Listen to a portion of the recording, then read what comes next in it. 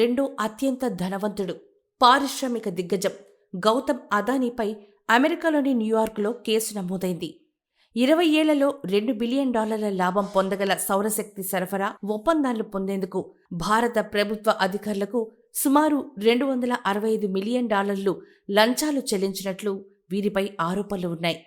ఈ స్కామ్కి సంబంధించి గౌతమ్ అదానీతో పాటు సాగర్ అదానీ, వినీత్ జైన్, రంజిత్ గుప్తా, సిరిల్ క్యాబిన్స్, సౌరభ్ అగర్వాల్, దీపక్ మల్హోత్రా, రూపేష్ అగర్వాల్పై కేసులు నమోదయ్యాయి. అదానీ గ్రీన్ ఎనర్జీలో అక్రమ మార్గాల ద్వారా ఆ కంపెనీ రుణదాతలు, పెట్టుబడిదారుల నుంచి $3 బిలియన్ పైగా రుణాలు, బాండ్లను సేకరించారని అధికారులు అభియోగాలు మోపారు.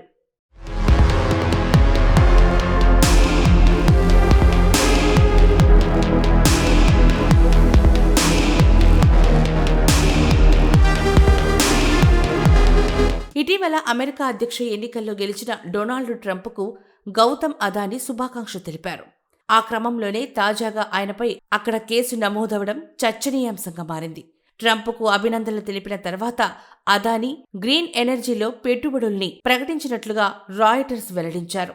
ఇటీవల ఎనర్జీ కంపెనీలకు నిబంధనల్ని సడలించినట్లుగా ట్రంప్ హామీ ఇచ్చిన సంగతి తెలిసిందే.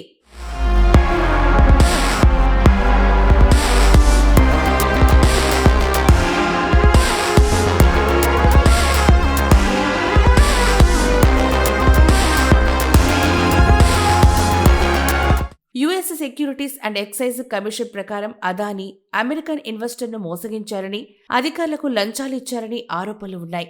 అదానీతో పాటుగా ఇందులో అదానీ గ్రీన్ ఎనర్జీ ఎగ్జిక్యూటివ్ అయిన ఆయన అల్లుడు Sagar Adani, Azure power global limited executive Cyril cabins ప్రముఖంగా ఉన్నట్లు తెలిసింది.